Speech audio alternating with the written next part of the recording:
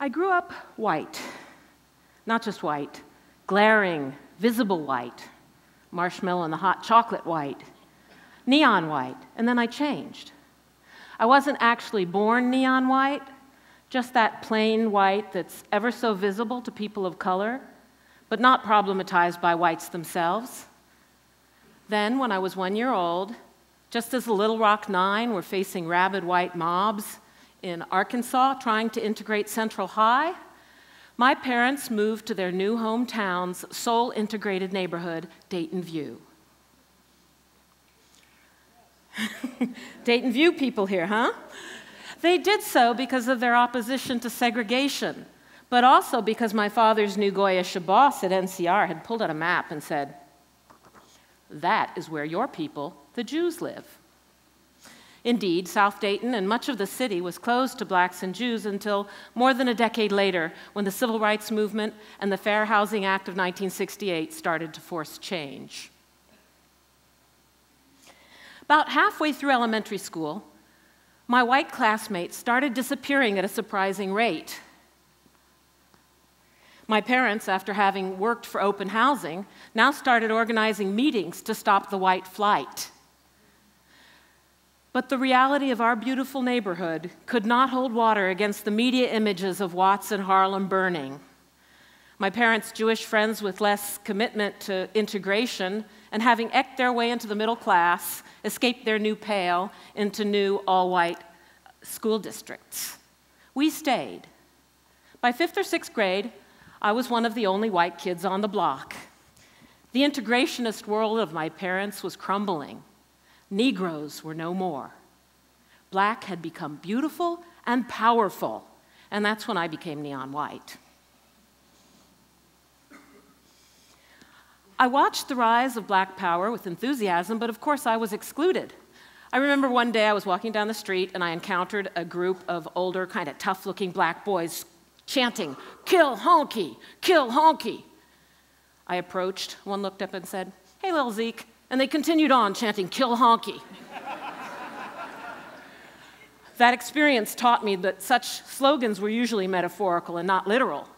These protesters were against white supremacy, not white people. I was mostly excluded, though, because my whiteness, despite my minority status, conferred privilege. When I was in 8th grade, I was part of the first group of students of color bused to integrate all white schools. When I arrived, the administrators at my new school separated me out and put me in the advanced, that is the all-white group.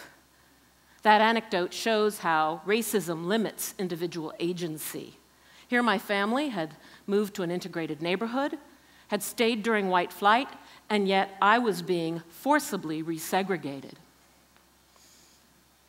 20 years later, Peggy McIntosh wrote of whiteness as, and I quote, "An invisible, weightless knapsack of special provisions, maps, passports, code books, visas, clothes, tools, and blank checks, which were unearned assets about which she was meant to remain oblivious." Although I did possess a knapsack of privilege, it was visible and heavy for me.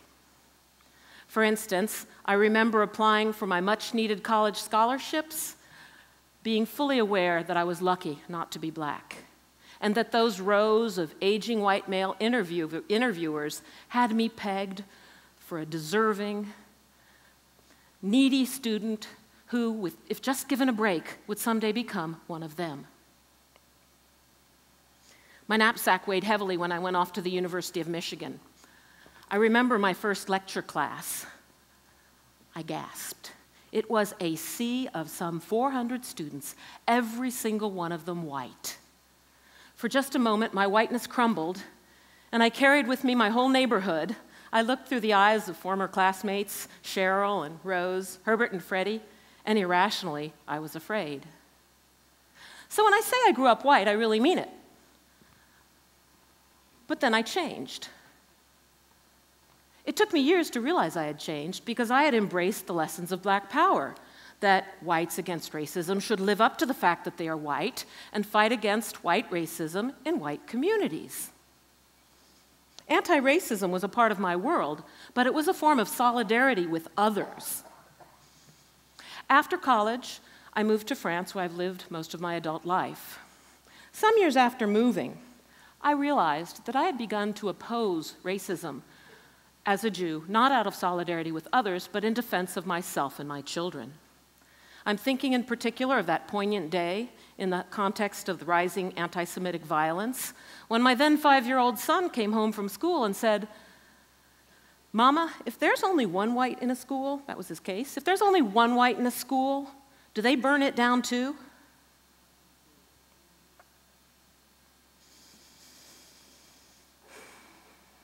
Anti-Semitism, I know, is alive and well in the United States, but in France it seemed more sinister because of proximity to World War II. For instance, when that elderly concierge of mine got angry at a Jewish tenant and declared not everything Hitler did was bad, I wondered how many Jews she had sent to their death with such comments.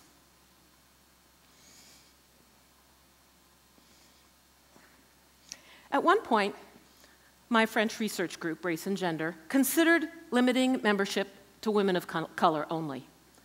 When I pointed out that that would mean my departure, these Franco-Arab and African women were surprised and said, "No, as a Jew, your experience means we can work together." But mostly they said, other people didn't see me as white. I cannot begin to count the number of times people have asked me where I'm from. You've all had that question, right? Where are you from? Well, my blonde son could answer Toulouse, but I'm being asked to confirm or disconfirm my whiteness. My US or Eastern European roots leaves the questioner dissatisfied. It's far better to dredge up my 25% Sephardic origins to relieve their momentary crisis of racial meaning. Sephardic evokes for the French racialized Turkey and Morocco. One day, on New York City's Upper West Side, I was buying some books from an African-American street vendor who kept staring at me, scrutinizing me, and he finally said, "What are you?" Have you had that question, what are you? Well, I suspect the white people in this audience have not, but probably most of the people of color have. What are you? What do you mean, I asked. Well, are you black or are you white? The question troubled me. I thought of all the comments by people of color, like Roz, who said that our mutual friend who introduced us, a dark-skinned Central American woman, had spoken about me as another African American. An ACP lawyer, Angela, laughed and said, "Oh, Judith, you're not black. Not that you're white." A cafe au lait-skinned Brazilian man heard this story, and he assured me seductively that in Brazil I could pass for white. In New York City, people speak to me in Spanish, in France, in Arabic. So when that bookseller asked me what I was, I kind of sputtered and I said, well, gosh, I don't know. I grew up white. The most stunning part of my transformation brought me back to the Black Power paradigm, because even if others sometimes saw me as non-white, I always lived up to the fact that I was white, always said I was white. But I sensed that some of my sisters of color were getting angry with me. They thought I was breaking solidarity with them and trying to claim white privilege. I spoke to an Franco-Arab sociologist who's an expert on race and racism, and he looked at me piercingly and he said, "Well, are you afraid of identifying as a person of color?" So here I've come full circle from identifying or living up to the fact that I was white as demanded by Black Power activists and by whiteness scholars to being suspected of trying to pass. So where does that leave me? What does that say about race, and what am I? Well, when Ramona Edelin advocated adopting the term African American, she did so because she said that it would give youth a positive identification with a continent and cultures, not just a color. If I were to follow suit, and if I were to identify my racial ambiguity with my Jewishness, I could claim some positive cultural baggage, and I could even cash in on the growing religiosity in the world. But I am decidedly unspiritual and unreligious. I'm not even an ethnic Jew. I'm a racialized Jew. What's more, and sometimes in places I'm seen as non-white. Whiteness scholars debate whether race is fluid or rigidly structural. My experience tells me that it's both. I've had some fluidity in my race, but mostly I do not do race. Race does me. It's through the gaze of others that I have been defined and confined.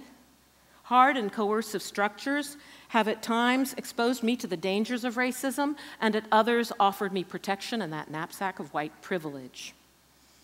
My changing race has offered me a precious opportunity to glimpse the world as do people of color. The very fluidity that has allowed forces to buffet me from one race to another have also made it abundantly clear to me that my self-interest lies not in a desperate investment in whiteness, but in challenging racism. So I've given you a short autoethnography and told you what it means to be, but what about you? Well, many of the white people in this audience, or at least your parents and your grandparents, were probably not always quite white. Scholars tell us that the Irish, the Jews, Central, Southern, and Eastern Europeans, immigrants to the US, became white through social contracts that involved buying into systems that oppress others. But if your whiteness can be given to you, it can be taken away.